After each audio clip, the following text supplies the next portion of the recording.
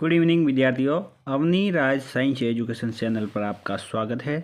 विद्यार्थियों, हम रीट परीक्षा को लेकर एनसीईआरटी आधारित टॉपिक सारे के सारे जितने भी टॉपिक्स हैं जो रीट सिलेबस के अंदर है वो क्लियर कर रहे हैं। आज हम पढ़ेंगे पोषण क्या है, जो जैव विकास का टॉपिक्स है विद्यार्थियों 10th क्लास का, और साथ ही इसमें पोषण के कौन कौन से प्रकार हैं, और फिर पढ़ेंगे हम मानव पाचन तंत्र के बारे में, जो पोषण के आधार पर हम किस प्रकार के कौन कौन से इसमें अंग कार्य करते हैं और कौन कौन से एंजाइम हैं। तो एंड तक बने रहिए, और अगर मेरे चैनल पर नए हो तो अवनी राज साइंस एजुकेशन चैनल को सब्सक्राइब करके रखें ताकि हर नए वीडियो की अपडेट आपको समय पर मिलती रहे। देखिए विद्यार्थियों, जैव प्रक्रम क्या होता है? तो वे सभी प्रक्रम जो संयुक्त रूप से जीवन के अनुरक्षण का कार्य करते हैं जैव प्रक्रम कहलाता है। जैव प्रक्रम में विद्यार्थियों पोषण आएगा, शोषण आएगा, वहन आएगा, उत्सर्जन आएगा। आज हम पढ़ेंगे पोषण के बारे में केवल, क्योंकि टॉपिक्स बहुत बड़ा है। तो पोषण क्या होता है, पोषण के प्रकार और कौन कौन सी मेथड है अन्य इसके प्रकार की, और साथ ही पढ़ेंगे हम मानव पाचन तंत्र के बारे में। देखेंगे पोषण की क्या डेफिनेशन है विद्यार्थियों। भोजन को ग्रहण करना, पचे हुए भोजन का अवशोषण करना, शरीर द्वारा अनुरक्षण के लिए इसका उपयोग करना, ही क्या कहलाएगा? पोषण। भोजन को अपन ग्रहण करेंगे, फिर उसका भोजन का ग्रहण करने के बाद उसका अवशोषण करना, फिर उसके बाद उसका अनुरक्षण करना, ही क्या कहलाएगा? पोषण कहलाएगा, न्यूट्रिशन। अब है देखिए विद्यार्थी, पोषण के आधार पर जीवों को दो भागों में बांटा गया है। कितने भागों में? दो, स्वपोषी और विषमपोषी, हेटेरोट्रॉप्स और ऑटोट्रॉप्स। देखेंगे विद्यार्थियों, दो विधि बहुत ही इंपॉर्टेंट है, पूछी जा सकती है परीक्षा में। देखिए, पोषण का वह तरीका जिसमें जीव अपने आसपास के वातावरण में उपस्थित सरल एवं अजैविक पदार्थ जैसे CO2, पानी, सूर्य के प्रकाश से अपना भोजन स्वयं बनाता है। हरे पेड़ पौधे इसका एग्जाम्पल है, यानी प्रकाश संश्लेषण की अभिक्रिया इसमें आएगी विद्यार्थियों, जो सूर्य की उपस्थिति में अपना CO2 और पानी के उपयोग द्वारा भोजन बनाते हैं। और विषमपोषी वो हो गए विद्यार्थी जो पोषण का तरीका जिसमें जीव अपना पोषण स्वयं नहीं बना सकता, बल्कि अपने भोजन के लिए अन्य जीवों पर निर्भर रहता है, जैसे मानव है या फिर अन्य जीव। देखेंगे, पूरा देखेंगे स्वपोषी क्या होता है डिटेल में। स्वपोषी पोषण हरे पौधे होते हैं, इसमें कुछ जीवाणु जैसे प्रकाश संश्लेषण कर सकते हैं में होता है। अब देखेंगे प्रकाश संश्लेषण की अभिक्रिया क्या होगी। फोटोसिंथेसिस इंपॉर्टेंट है, पूछा गया है विद्यार्थी। वह प्रक्रम जिसमें स्वपोषी बाहर के पदार्थों को ऊर्जा के रूप में परिवर्तित कर देते हैं, यानी बाहर से जितने भी पदार्थ है उसको ऊर्जा के रूप में परिवर्तित कर देंगे। साथ ही ये पदार्थ कार्बन डाइऑक्साइड तथा जल के उपयोग के लिए लिए जाते हैं। सूर्य के प्रकाश तथा क्लोरोफिल विद्यार्थियों, जो पर्णहरित होता है क्लोरोफिल की उपस्थिति में कार्बोहाइड्रेट में परिवर्तित। यहाँ पे देखिए कार्बन डाइऑक्साइड प्लस जल के अणु हैं, और यह किस में बदल रहा है? ग्लूकोज के अंदर, जो कार्बोहाइड्रेट है, और साथ ही ऑक्सीजन मिल रही है और 6CO2। तो इसकी रिएक्शन इंपॉर्टेंट है विद्यार्थियों, पूछी जा सकती है। तो 6CO2 प्लस 12H2O क्लोरोफिल की उपस्थिति में, C6H12O6 ये है ग्लूकोज विद्यार्थियों, और 6O2 और 6H2O, यानी हमको जल जो मिल रहा है, जो ऑक्सीजन मिल रही है वो जल से मिलेगी। किससे मिलेगी? जल से। और CO2 के अपचयन द्वारा हमको ग्लूकोज प्राप्त हो जाएगा। प्रकाश संश्लेषण के लिए कच्ची सामग्री किस प्रकार की होती है? तो इम्पोर्टेंट है, पूछी जा सकती है। देखिए विद्यार्थियों, इम्पोर्टेंट है, सूर्य का प्रकाश जरूरी है, क्लोरोफिल, कार्बन डाइऑक्साइड, और स्थलीय पौधे वायुमंडल से जो वायु प्राप्त करते हैं, और साथ ही जल, जो जलीय पौधे यानी स्थल के पौधे, और जड़ द्वारा मिट्टी का अवशोषण करते हैं। ये एक कच्ची सामग्री है, रॉ मटेरियल है, किसके लिए? फोटोसिंथेसिस के लिए, प्रकाश संश्लेषण के लिए। अब प्रकाश संश्लेषण के दौरान होने वाली कौन कौन सी इवेंट्स हैं, घटनाएं कौन कौन सी इंपॉर्टेंट है, पूछी जा सकती है। देखिए, क्लोरोफिल द्वारा सूर्य के प्रकाश को अवशोषण करना, प्रकाश ऊर्जा को रासायनिक ऊर्जा में रूपांतरित करना इम्पोर्टेंट है। जो फोटो एनर्जी है उसको हम केमिकल एनर्जी के अंदर क्या करेंगे? ट्रांसफर करेंगे, और जल के अणुओं का हाइड्रोजन तथा ऑक्सीजन में क्या हो जाएगा? अपघटन हो जाएगा। कार्बन डाइऑक्साइड का कार्बोहाइड्रेट में क्या हो जाएगा? अपचयन। अभी मैंने बताया था विद्यार्थियों कि कार्बन डाइऑक्साइड का किस में? कार्बोहाइड्रेट में क्या हो जाएगा? अपचयन। फिर देखेंगे जो पत्तियों के अंदर एक संरचना होती है जिसे स्टोमेटा कहते हैं, जिससे गैसों का आदान प्रदान होता है। देखिए विद्यार्थियों, रंध्र क्या होता है? तो पत्ती की सतह पर सूक्ष्म छिद्र होते हैं जिसे रंध्र या स्टोमेटा कहते हैं। अब रंध्र के कार्य क्या है, इंपॉर्टेंट है, पूछे गए हैं पिछली परीक्षा में कई। रंध्र के कार्य देखिए, प्रकाश संश्लेषण के लिए गैसों का आदान प्रदान इन्हीं छिद्रों से होता है। वाष्पोत्सर्जन की प्रक्रिया के दौरान जल वाष्प के रूप में रंध्र द्वारा ही निकलता है। ये रंध्र की संरचना है विद्यार्थियों पूरी। यहाँ पर छिद्र होता है जिसे रंध्र कहते हैं, और ये दो इस टाइप की कोशिका होती है, इसे द्वार कोशिका कहते हैं, गार्ड सेल्स। और ऊपर वाली होती है वो होती है अधिश्रम एपिडर्मिस सेल, और ये सहायक सेल होती है कंपेंजियन सेल।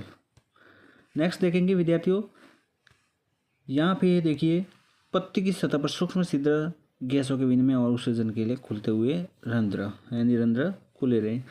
अब है हेटेरोट्रोप्स। क्या हो गया? हेटेरोट्रोप न्यूट्रिशन इंपॉर्टेंट है। विषम पोषी पोषण। विषम पोषी पोषण किस प्रकार का होगा वो देखेंगे, इसके टाइप देखेंगे। टाइप इंपॉर्टेंट है, पिछली बार परीक्षा में इसके टाइप से क्वेश्चन बन गया था, तो ध्यान से देखना। प्राणी संपोषण यानी होलोजोइक। देखिए इसमें जीव संपूर्ण भोज्य पदार्थ को अंतग्रहण करते हैं तथा पाचन शरीर के अंदर होता है, जैसे अमीबा होता है और मानव होता है, वो प्राणी संपोषण में आएगा। मर्तजीवी पोषण यानी विद्यार्थियों सेप्रोफाइट। मर्तजीवी अपना भोजन मर्त सड़े गले पदार्थों से, कार्बनिक पदार्थ से प्राप्त करेगा, जैसे फफूंद है, कवक है, बैक्टीरिया है। उसके बाद में परजीवी पोषण क्या होगा? देखिए पैरासिटिक। परजीवी के अंदर अन्य जीवों के शरीर के अंदर या बाहर रहकर इनको बिना मारे ही इससे अपना पोषण प्राप्त कर लेते हैं। एग्जाम्पल इंपॉर्टेंट है विद्यार्थियों, अमरबील जिसे कसकुटका कहते हैं, यह एक ऐसा पादप है जो कि दूसरों के ऊपर डिपेंड रहता है, और एक जू होती है और एक होता है फीताकृमि। नेक्स्ट है अमीबा में पोषण किस प्रकार होगा वो देखेंगे डिटेल में। देखेंगे विद्यार्थियों, अमीबा की ये संरचना है, यहाँ पे खाद्य दानी साइड में होती है, और ये खाद्य कण इस साइड में अमीबा इसको क्या लेता है, पचा लेता है, ये केंद्र को होता है। ये इसके पादप है, इसके अंदर खाद्य दानी को पदार्थ आएगा उसको पचा लेगा, फिर पचाने के बाद में दूसरी खाद्य दानी बनाएगा। देखिए यहाँ पे ये पदार्थ को अंदर ले लिया, ये खाद्य कण।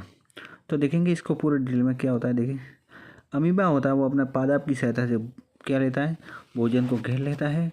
उसके बाद रितिका बनाएंगे, खाद्य रितिका बनाएंगे। खाद्य रितिका जल अपघटन जटिल पदार्थों का विघटन सरल पदार्थों में किया जाता है। उसके बाद में बचा हुआ अपच भोजना बचा हुआ अपच कोशिका की सतह की ओर गति करता है। ये पदार्थ शरीर से बाहर निष्कासित कर दिया जाता है। फिर ये पदार्थ शरीर से बाहर क्या कर दिया जाता है, निष्कासित कर दिया जाता है। फिर पैरामीशियम में पोषण कैसे होता है तो देखेंगे विद्यार्थी, पैरामीशियम के अंदर जो पक्षमापी होते हैं, सीलिएटेड जो होते हैं इस टाइप की, तो कोशिका की पूरी सतह पर ढके रहते हैं और भोजन को एक विशिष्ट स्थान से ग्रहण कर लिया जाता है। फिर देखेंगे मानव के अंदर पोषण किस प्रकार होता है। तो मानव के पोषण ग्रहण करने की अलग अलग स्टेप है, वो ध्यान रखना जरूर। सबसे पहला स्टेप है अंत ग्रहण करेंगे, फिर उसके बाद पाचन होगा, फिर अवशोषण होगा, फिर स्वांगीकरण होगा, और फिर होगा उसका बहिक्षेपण। देखिए विद्यार्थी, ये पूरा स्टेप है जो आन नाल का है। सबसे पहले क्या होगा, मुंह से आएगा दांत, दांत से जिह्वा, फिर लार ग्रंथि। तो मुंह में क्या होगा, देखिए आन नाल एक मुंह से गुदा तक जो होती है उसकी लंबाई 7.5 के आसपास में होती है। देखेंगे विद्यार्थियों, जो अंत ग्रहण किया जाता है वो मुंह से किया जाता है। फिर दांत का कार्य होता है भोजन को चबाना, जिह्वा का कार्य भोजन के लार के साथ पूरी तरह से मिलाना होता है, और लार ग्रंथि से निकलने के कारण लार रस या लार कहते हैं। और लार इमाइलेज एंजाइम को माल्टेज शर्करा में परिवर्तित करता है। तो इम्पोर्टेंट है, ये पूछा गया विद्यार्थी सवाल कि लार के अंदर कौन सा एंजाइम है, तो इमाइलेज एंजाइम होता है।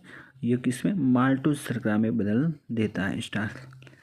फिर देखेंगे ग्रसिका क्या होती है।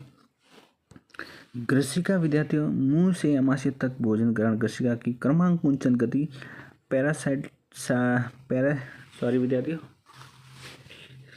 पेरिसाइक्लिक मूवमेंट द्वारा गति कराई जाती है। इंपॉर्टेंट है ये गति क्रमाशय के अंदर, और ग्रसिका की मांसपेशियों से संकुचन द्वारा शिथिल हो जाता है। देखिए विद्यार्थियों, यह है एक पाचन तंत्र मानव का।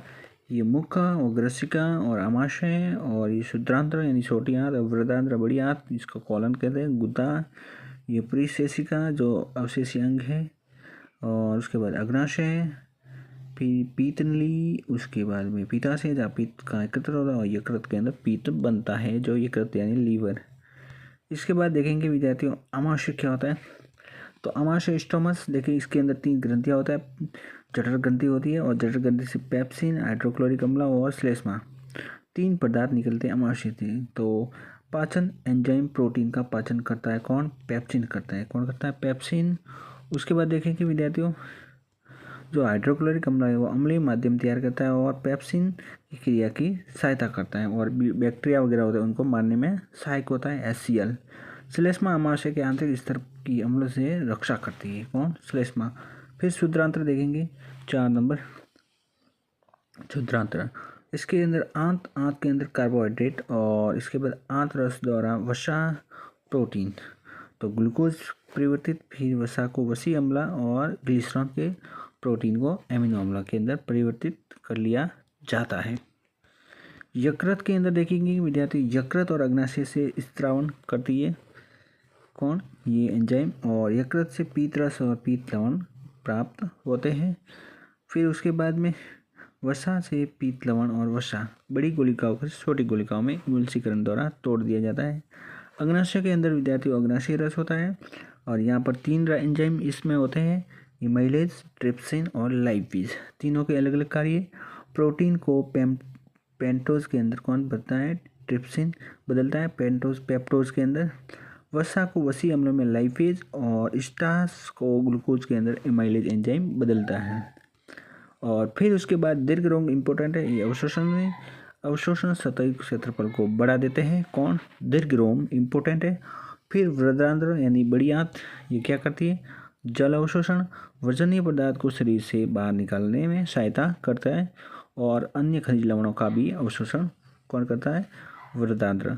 तो इस प्रकार विद्यार्थी आज हमने पोषण और मानव पाचन तंत्र और पोषण की कौन कौन सी विधियाँ हैं उसके बारे में पढ़ा है, और साथ ही पोषण के प्रकार कौन कौन से हैं। अगर आप मेरे चैनल पर नए हो तो विद्यार्थियों अवनी राज साइंस एजुकेशन चैनल को सब्सक्राइब कर लें, और जो शेष टॉपिक है वो हम अगले लेक्चर में पढ़ेंगे। जय हिंद, जय भारत।